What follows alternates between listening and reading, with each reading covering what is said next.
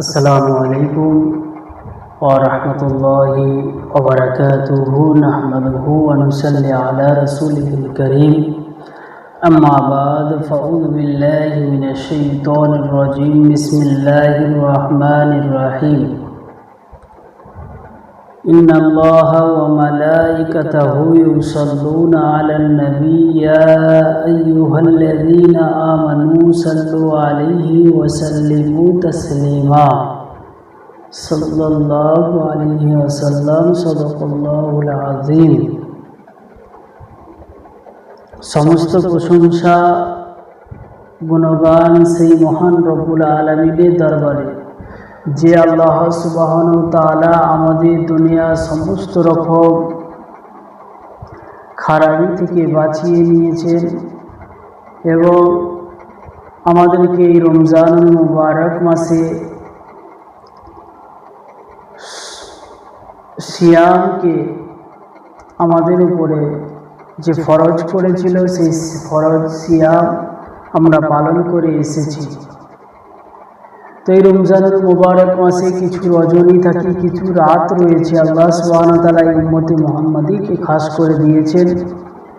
যে রাতে ইবাদত করলে উম্মতে মুহাম্মাদী 60 বছর বাঁচবে, তো অন্য নবীদের থেকে তুলনায় পুলক সওয়াব তাদের হয়ে যাবে। তো সেই রাতের মধ্যে দিয়ে আমরা এই রমজানুল মুবারক মাসে শবে কদর একটা বরকতপূর্ণ রজনী আমরা অতিবাহিত করেছি।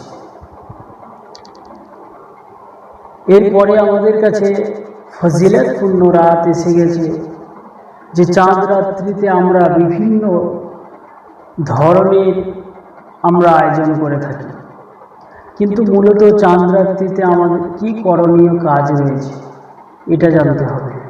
অনেক জায়গায় দেখা যায় যে চাঁদ রাত্রিতে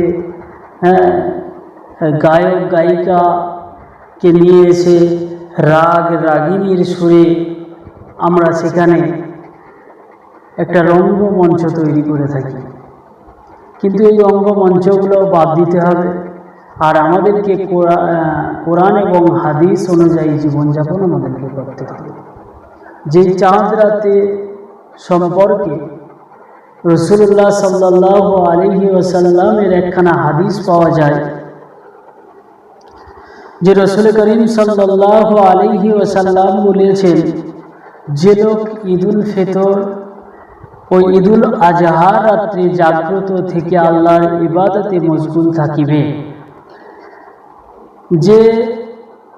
যেই দিন অন্যান্য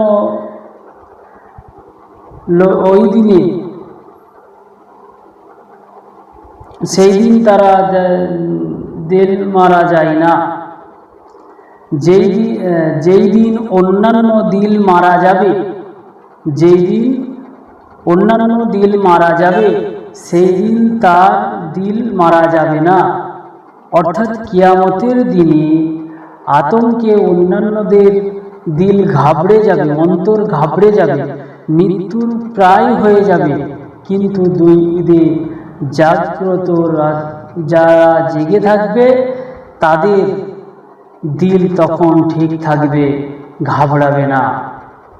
রাসূল করিম সাল্লাল্লাহু আলাইহি সাল্লামের হাদিসে মুবারকার মধ্যে কি পাওয়া যায়, যে কিয়ামতের দিনে যেদিন সকল মানুষের দিল ঘাবড়ে যাবে, যেদিনে সমস্ত মানুষ পেরেশানি থাকবে কিয়ামতের দিনে, সমস্ত নাফস সকল ইয়া রব্বি হাবলি, যখন ইয়া নফসি ইয়া নফসি ইয়া নফসি করতে থাকবে, তখন আল্লাহ সুবহানাহু ওয়া তাআলা ওই সমস্ত বান্দাদের অন্তরকে জাগ্রত রাখবে, এই সমস্ত বান্দাদের অন্তরকে, এই সমস্ত বান্দাদের দিলকে জিন্দা রাখবে। সেই সমস্ত বান্দা হলো কারা না, তারা যারা এই দুটি ঈদের রাত্রিতে জেগে আল্লাহ সুবহানাহু ওয়া তাআলার ইবাদতে মশগুল ছিল। এবারে আফসালুল ইবাদত, তাহলে আমরা এই রাত্রিতে জেগে তো রাগিনী সুরে আমরা গজলও গাইতে পারি, কিন্তু না, এই রাগিনীর সুরে গজল গাওয়া হারাম করে দিয়েছে, হারাম আছে। তো ওই রাত্রে আমাদের কি করতে হবে? আফজালুল আমাল যে সালাত, আমাদেরকে নামাজ নফল নামাজ আমাদেরকে পড়তে হবে, কোরআনে কারীম আমাদেরকে তিলাওয়াত করতে হবে, জিকির আজকারে আমাকে মশগুল থাকতে হবে। এই রাত্রির গুরুত্ব আমি যখন বুঝব তখন আমার মধ্যে একটা এহসাস হয়।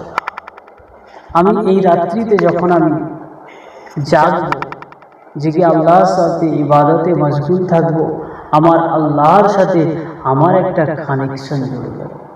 আর যখন আমার সাথে আমার আল্লাহর একটা কানেকশন জুড়ে যাবে তখন আমি আল্লাহর নৈকট্য লাভ করব। আর আমি যখন নৈকট্য লাভ করতে পারবো তখন আমি আল্লাহ পাকের সাথে যাওয়ার একটা হয়ে যাব। তাই আল্লাহ সুবহানাহু ওয়া তাআলা আমাদের প্রত্যেককে, আমাদের এই চ্যানেলের প্রিয় দর্শক যারা রয়েছে, আল্লাহ যেন আমাদের প্রত্যেককেই কিয়ামতের দিনে আমাদের দিলকে জিন্দা রাখেন এবং আমাদেরকে এইরকম বরকতপূর্ণ রজনীকে আমাদেরকে সম্মান করার আল্লাহ সুবহানাহু ওয়া তাআলা যদি আমাদেরকে যেন তৌফিক দান করে এবং আমাদেরকে আল্লাহ সুবহানাহু ওয়া তাআলা যেন তার কুদরতি হাতে আমাদেরকে হেদায়েত নসিব করেন। সকলে বলি আল্লাহুম্মা আমিন। আর একটা পরিশেষে আর একটা কথা, আমাদের চ্যানেলে যদি আপনি নতুন হয়ে থাকেন তাহলে সাবস্ক্রাইব করুন, আর একটা লাইক করবেন, একটা কমেন্ট করবেন।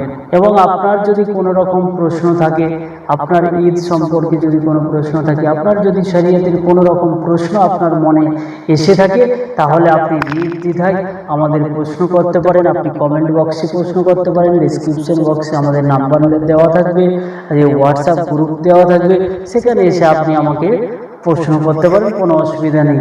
আল্লাহ সুবহানাহু ওয়া তাআলা আমাদেরকে ইসলামের সঠিক বুঝ যেন দান করেন। সকলে বলি আল্লাহুম্মা আমিন।